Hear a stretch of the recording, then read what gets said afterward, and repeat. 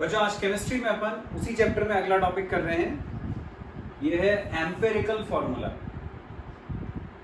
Empirical formula, सबसे पहले इसका मतलब देखें अपन क्या होता है। डेफिनेशन होती है इसकी, it gives simplest ratio between the number of atoms of different elements present in a compound. मतलब क्या हुआ इसका, किसी कंपाउंड के अंदर जो अलग अलग एलिमेंट के एटम्स प्रेजेंट होते हैं उनमें सिंपलेस्ट रेशियो बताता है एम्पिरिकल फॉर्मूला। एक एग्जांपल देता हूं, जैसे ग्लूकोज है। तुमने पढ़ा होगा ग्लूकोज का मॉलिक्यूलर फॉर्मूला। ग्लूकोज का फॉर्मूला होता है C6H12O6। ये होता है ग्लूकोज का फॉर्मूला। अब यदि तुम इसमें कार्बन, हाइड्रोजन और ऑक्सीजन के एटम्स का रेशियो देखो, carbon is to hydrogen is to oxygen equal, देखो कार्बन के कितने एटम्स हैं, 6 इज टू। हाइड्रोजन के देखो कितने एटम्स हैं, 12 इज टू। ऑक्सीजन के देखो कितने एटम्स हैं, 6। तो कार्बन, हाइड्रोजन और ऑक्सीजन के जो actual number of atoms present हैं इन ग्लूकोज वो है 6, 12 और 6। यदि अपन इन सब को 6 से डिवाइड करते हैं, रेशियो में क्या होता है, अपन एक ही नंबर से सबको डिवाइड कर सकते हैं। यदि अपन ने सबको 6 से डिवाइड कर दिया तो सिंपलेस्ट रेशियो क्या हो गया, 1:2:1। ये हो गया सिंपलेस्ट रेशियो, सबसे सिंपल रेशियो। तो अब इससे अपन एम्पिरिकल फॉर्मूला बना सकते हैं। एम्पिरिकल फॉर्मूला यदि तुम्हें कंपाउंड का बनाना है तो कार्बन 1, हाइड्रोजन 2 और ऑक्सीजन 1, ये बन। तो CH2O ये बन गया अपना एम्पिरिकल फॉर्मूला। ठीक है, तो किसी भी कंपाउंड का यदि अपन को ये जो फॉर्मूला दिया रहता है इसको अपन बोलते हैं मॉलिक्यूलर फॉर्मूला। ये जो फॉर्मूला था actual formula, that is called molecular formula. तो यदि मॉलिक्यूलर फॉर्मूले में जो नंबर ऑफ एटम्स प्रेजेंट हैं उनका यदि अपन ने सिंपलेस्ट रेशियो लेके एक फॉर्मूला बना लिया तो उस फॉर्मूले को अपन बोलते हैं एम्पिरिकल फॉर्मूला। एक और एग्जांपल देता हूं, जैसे H2O2 है, ये होता है हाइड्रोजन परऑक्साइड। यदि अपन इसमें हाइड्रोजन और ऑक्सीजन का रेशियो निकालें तो हाइड्रोजन 2, ऑक्सीजन के भी 2 एटम है, तो क्या हुआ रेशियो, 2:2। सिंपलेस्ट रेशियो करने के लिए सबको 2 से डिवाइड कर दिया तो ये क्या आ गया, 1:1। अब इस 1:1 को लेकर जो भी तुम फॉर्मूला बनाओगे that will be your empirical formula. Hydrogen 1, oxygen 1, तो क्या बन गया फॉर्मूला, HO। ये हो गया एम्पिरिकल फॉर्मूला। जबकि ये वाला जो एक्चुअल फॉर्मूला होता है दैट इज मॉलिक्यूलर फॉर्मूला। तो हाइड्रोजन परऑक्साइड का ये मॉलिक्यूलर फॉर्मूला, ये एम्पिरिकल फॉर्मूला। ग्लूकोज का ये मॉलिक्यूलर फॉर्मूला और ये empirical formula. Got it. Next topic है बच्चों मॉलिक्यूलर फॉर्मूला। मॉलिक्यूलर फॉर्मूला की डेफिनेशन देखें, it gives actual number of atoms of different elements present in a compound। मतलब किसी कंपाउंड के अंदर किसी एलिमेंट के कितने एटम्स हैं उसका सही नंबर बताने वाला जो फॉर्मूला होता है उसको अपन बोलते हैं मॉलिक्यूलर फॉर्मूला। फॉर एग्जांपल जैसे अभी मैंने बताया था ग्लूकोज का मॉलिक्यूलर फॉर्मूला C6H12O6। ये क्या बता रहा है तुम्हें कि ग्लूकोज के एक मॉलिक्यूल के अंदर 6 कार्बन, 12 हाइड्रोजन और 6 ऑक्सीजन एटम्स हैं। तो मॉलिक्यूलर फॉर्मूले को देखकर अपन को पता चलता है कि किसी कंपाउंड के एक मॉलिक्यूल के अंदर किसी एलिमेंट के कितने कितने एटम्स प्रेजेंट हैं। जैसे हाइड्रोजन परऑक्साइड का फॉर्मूला H2O2, उससे पता चलता है कि हाइड्रोजन परऑक्साइड का एक मॉलिक्यूल कंटेन करता है 2 हाइड्रोजन एंड 2 ऑक्सीजन एटम्स। तो ऐसा फॉर्मूला जो actual number of atoms of different elements present in compound बताता है, ऐसे फॉर्मूले को अपन बोलते हैं मॉलिक्यूलर फॉर्मूला। जो सिंपलेस्ट रेशियो बताता था वो था एम्पिरिकल फॉर्मूला। ठीक है, तो अपन ने दो तरह के फॉर्मूले देख लिए, एम्पिरिकल फॉर्मूला और मॉलिक्यूलर फॉर्मूला। अब इन दोनों में एक रिलेशन होता है। जो दो तरह के अपन ने फॉर्मूले देखे उसमें एक रिलेशन होता है। रिलेशन होता है molecular formula equal to empirical formula into N. ये रिलेशन है, molecular formula equal to empirical formula into N. अब यहां पर n का मतलब क्या है वो देखें। यहां पर जो n है इसका मतलब होता है molecular mass upon empirical formula mass, ये होता है n। Molecular mass upon empirical formula mass. ठीक है, अब दोनों में क्या डिफरेंस है वो बता दूं तुम्हें। मॉलिक्यूलर मास, मॉलिक्यूलर मास का मतलब होता है जो मॉलिक्यूलर फॉर्मूला है उसका टोटल मास। जैसे अपन H2O2 का लें, H2O2 का ये मॉलिक्यूलर फॉर्मूला था, इससे जो मास निकालोगे वो कहलाएगा उसका molecular mass. Hydrogen 1 into 2 plus oxygen 16 into 2 32, दोनों का टोटल 34। तो क्योंकि H2O2 जो है ये मॉलिक्यूलर फॉर्मूला कहलाता है, तो H2O2 का जो मास है वो मॉलिक्यूलर मास कहलाएगा। इसी तरह से अपन ने देखा था कि H2O2 का एम्पिरिकल फॉर्मूला क्या होता है, तो वो हमने देखा था सिंपलेस्ट रेशियो वाला HO, ये एम्पिरिकल फॉर्मूला है। तो अब यदि अपन को निकालना है एम्पिरिकल फॉर्मूला मास, तो हम इसका मास निकाल लेंगे टोटल, वो कहलाएगा एम्पिरिकल फॉर्मूला मास। हाइड्रोजन का 1, ऑक्सीजन का 16, तो टोटल हो गया 70। तो यदि अपन ने मॉलिक्यूलर फॉर्मूले से मास निकाला तो मॉलिक्यूलर मास, यदि एम्पिरिकल फॉर्मूले से मास निकाला तो वो कहलाता है एम्पिरिकल फॉर्मूला मास। आ गया समझ में? एक क्वेश्चन करके देखते हैं। क्वेश्चन है empirical formula of a compound is CH3, molecular mass is 30, find the molecular formula. मतलब कंपाउंड का एम्पिरिकल फॉर्मूला दिया हुआ है CH3, कंपाउंड का मॉलिक्यूलर मास दिया हुआ है 30, हमें मॉलिक्यूलर फॉर्मूला कैलकुलेट करना है। अपन ने दो फॉर्मूले देखे। हमने देखा मॉलिक्यूलर फॉर्मूला निकालने का फॉर्मूला, मॉलिक्यूलर फॉर्मूला होता है एम्पिरिकल फॉर्मूला इनटू n, जहां पर n का मतलब मैंने बताया था molecular mass upon empirical formula mass होता है। तो अपन क्या करते हैं, सबसे पहले ये एम्पिरिकल फॉर्मूला मास निकाल लेते हैं। मॉलिक्यूलर मास तो तुम्हें क्वेश्चन में दिया हुआ है 30, ठीक है। तो क्वेश्चन में ये दिया था अपने को एम्पिरिकल फॉर्मूला, एम्पिरिकल फॉर्मूला दिया है क्वेश्चन में CH3। हम इससे निकाल लेते हैं empirical formula mass. Empirical formula mass मतलब ये जो एम्पिरिकल फॉर्मूला दिया उसका मास, कार्बन 12, हाइड्रोजन 1 इंटू 3 3, तो ये आ गया 12 प्लस 3 15, ये आ गया empirical formula mass. Molecular mass question में दिया था 30।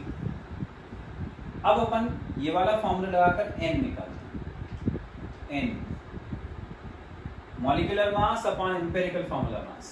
मॉलिक्यूलर मास था 30, एम्पिरिकल फॉर्मूला मास क्वेश्चन में दिया था 15, एम्पिरिकल फॉर्मूला मास हमने निकाला 15, ये कट गया, n की वैल्यू आ गई 2, n आ गया। अब अपन ये वाला फॉर्मूला लगा के मॉलिक्यूलर फॉर्मूला निकाल लेते हैं। मॉलिक्यूलर फार्मूला था empirical formula into n। Empirical formula ये था CH3 इनटू करना है n। n कितना निकाला अपन ने 2 इंटू 2। तो ये जो 2 है उसको मल्टीप्लाई करना है तुम्हें दोनों के नीचे, दोनों के सफिक्स यहां C के नीचे 2 तो C2 और H के नीचे 3 2 6। इसके नीचे कुछ नहीं था मतलब 1 था। 1 इंटू 2 2, 3 इंटू 2 6, ये बन गया C2H6। तो ये आ गया जो कंपाउंड था उसका मॉलिक्यूलर फार्मूला। तो अपन ने क्या सीख लिया बच्चों कि यदि अपन को क्वेश्चन में एम्पिरिकल फार्मूला दिया है, यदि अपन को क्वेश्चन में मॉलिक्यूलर मास दिया है, यदि ये दो चीजें नोन है एम्पिरिकल फार्मूला और मॉलिक्यूलर मास, तो उससे अपन मॉलिक्यूलर फार्मूला पता कर सकते हैं, मॉलिक्यूलर फार्मूला कैलकुलेट कर सकते हैं। What it. नेक्स्ट क्वेश्चन देखते हैं बच्चों। क्वेश्चन है a compound contains 20% hydrogen and 80% carbon. Its molecular mass is 30. Find the molecular formula. अभी अपन ने जो पिछला क्वेश्चन किया था उसमें हमें एम्पिरिकल फॉर्मूला दिया हुआ था, मॉलिक्यूलर मास दिया हुआ था, उससे मॉलिक्यूलर फॉर्मूला अपन ने बना लिया था। अब यहाँ प्रॉब्लम ये है कि तुम्हें मॉलिक्यूलर मास भले ही दिया है पर एम्पिरिकल फॉर्मूला नहीं दिया जो पिछले क्वेश्चन में दिया हुआ था। तो अब यदि एम्पिरिकल फॉर्मूला ही नहीं दिया हुआ है तब फिर अपन मॉलिक्यूलर फॉर्मूला कैसे निकालेंगे वो बता रहा हूं इस क्वेश्चन। सबसे पहले हम एम्पिरिकल फॉर्मूला निकालने की कोशिश करेंगे। जब एम्पिरिकल फॉर्मूला आएगा तभी अपन आगे बढ़ पाएंगे। तो एम्पिरिकल फॉर्मूला कैसे निकालते हैं उसके लिए अपन को एक टेबल बनाना होता है। टेबल का पहला column element, second column percentage, next column atomic mass, next relative number of moles of atoms, relative number of moles of atoms, फिर simplest ratio, फिर simple whole number ratio, simple whole number ratio, ये table बनाना होता है। अब इसमें values कैसे डालते हैं बता रहे। एलिमेंट, दो एलिमेंट है, एक हाइड्रोजन है एक कार्बन है। मान लो मैंने पहले कार्बन ले लिया, ये हाइड्रोजन, किसी को भी पहले किसी को बाद में ले सकते। कार्बन का परसेंटेज था 80, ये 80 रख दिया। हाइड्रोजन का 20, ये 20 रख दिया। एटॉमिक मास कार्बन का हमें पता है 12 होता है, हाइड्रोजन का 1। ये जो लिखा है अगले कॉलम में relative number of moles of atoms, इसका मतलब होता है percentage divided by atomic mass. Percentage divided by atomic mass मतलब इसको इससे डिवाइड करना, 80 डिवाइडेड बाय 12, पूरा डिवाइड करना है, डेसिमल में निकालना है। 80 को 12 से डिवाइड करके देखते हैं कितना आता है। 12 6 72, बचा ये 8.0, ये 12 6 72, फिर 8 0, फिर वही आएगा। तो ये आ रहा है 6.66, तो यहाँ पर आ गया अपना 6.66। इन दोनों को डिवाइड करें। अब इन दोनों को डिवाइड करना है हाइड्रोजन के लिए, 20/1, तो ये तो 20 रहेगा। ये आ गया relative number of moles of atoms. अब सिंपलेस्ट रेशियो, सिंपलेस्ट रेशियो का मतलब होता है जो इन दोनों में छोटा नंबर है उससे दोनों को डिवाइड करना। जैसे 6.66 इन दोनों में छोटा है तो इसको भी 6.66 से डिवाइड करना, और इसको भी जो छोटा नंबर है उसको इससे और इससे दोनों से डिवाइड करना। तो यहाँ पर 6.66 को 6.66 से डिवाइड करा तो 1 आ गया। यहाँ पर 20 को 6.66 से डिवाइड करें, अब देखिए कितना आएगा। तो देखो 20 अपॉन 6.66, 6.66 जो है इसको अपन लिख सकते हैं 20/3, यानी तुम 20 को 3 से डिवाइड करोगे ना, 3 6 है 18, 2 0 3 6 है 18, वो 6.66 आता है। तो मैंने 6.66 को लिखा 20/3, तो 20 कट गए, 3 बचे, तो इसको डिवाइड करके 3 आता है। यदि ऐसा नहीं करना है तो तुम सिंपल कर सकते हो, 20 को 6.66 से डिवाइड करना, पॉइंट हटाया, ऊपर 2 0 आ गया। अब इसको पूरा काटोगे तो ये आता है 2.99 के करीब, मतलब अप्रोक्सीमेटली 3। ऐसे भी कर सकते हो, ठीक है। मुझे पता था 6.66 20/3 होता है, तो मैंने 20/3 रख के उसको डायरेक्ट निकाला। तो ये आ गया 1, ये आ गया 3। ये क्या आ गया हमारा simplest ratio. Simple whole number ratio का मतलब क्या होता है कि यदि ये वैल्यू डेसिमल में आ रही है तो उसका नियरेस्ट होल नंबर लिखना है, ठीक है। जैसे यहाँ तो 1 है तो 1 का तो 1 ही रहेगा, यहाँ 3 है तो 3 का 3 ही रहेगा। अभी मैंने बताया था यदि तुम इसको पूरा डिवाइड करते तो 2.99 आता है यहाँ, तो वो 2.99 का नियरेस्ट होल नंबर 3 अपन यहाँ लिखे, ठीक है। तो आ गया कार्बन 1 हाइड्रोजन 3, कार्बन 1 और हाइड्रोजन 3, तो कार्बन 1 हाइड्रोजन 3 यानी C1H3। ये तो जो आता है इसको हम बोलते हैं एम्पेरिकल फॉर्मूला। ये जो इस टेबल से निकल के आता है दैट इज एम्पेरिकल फॉर्मूला, मतलब ये जो पूरा टेबल है ये एम्पेरिकल फॉर्मूला निकालने का ही टेबल है। तो इससे अपन का एम्पेरिकल फॉर्मूला तो पता चल गया।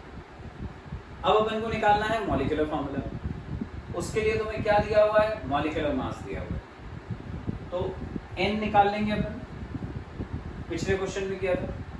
Molecular mass upon empirical formula mass, molecular mass 30,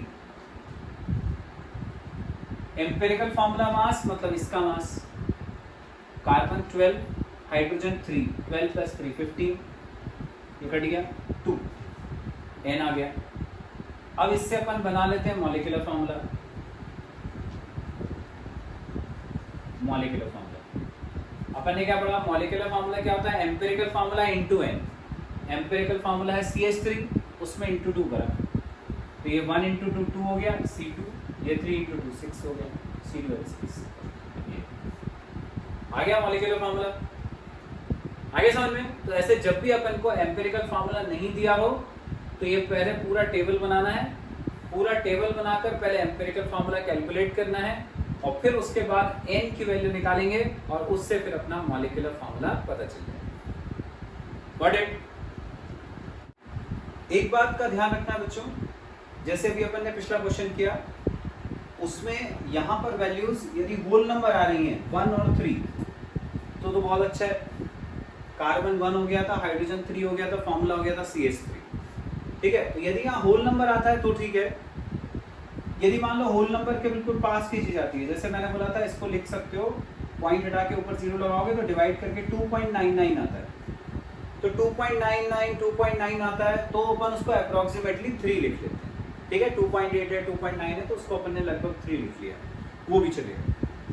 problem कब आती है, यदि मान लो यहाँ पर 3 नहीं आया, अब सपोज ये आया 1.5, अब 1.5 जो है तो बीच में आ गया, ना ये 1 के पास है ना ये 2 के पास है। तो अब अपन को सोचना है कि हम इसको क्या करें, ना हम इसको 1 लिख सकते हैं ना 2 लिख सकते हैं, तो बिल्कुल बीच में आ गया। ऐसे केस में क्या करना है अपन को, दोनों नंबर्स को किसी ऐसे नंबर से मल्टीप्लाई करना है कि ये दोनों ही होल नंबर में आ जाए। तो हमें पता है 1.5 इंटू 2 करो तो 3 हो जाता है, वो होल नंबर हो जाता है। तो इसको तुम्हें 2 से इंटू करना है, तो ये भी 2 से इंटू, तो ये पहले वाला नंबर हो गया 2, जबकि दूसरा वाला नंबर हो गया 3। तो अब यदि मान लो पहला एलिमेंट कार्बन था, दूसरा एलिमेंट हाइड्रोजन था, तो हमारा फॉर्मूला बन गया C2H2। आगे समझ में, मतलब क्या ध्यान रखना है कि यदि 2.8 2.9 आए तो उसको 3 लिख लो, 2.1 2.2 आए तो उसको 2 लिख लो।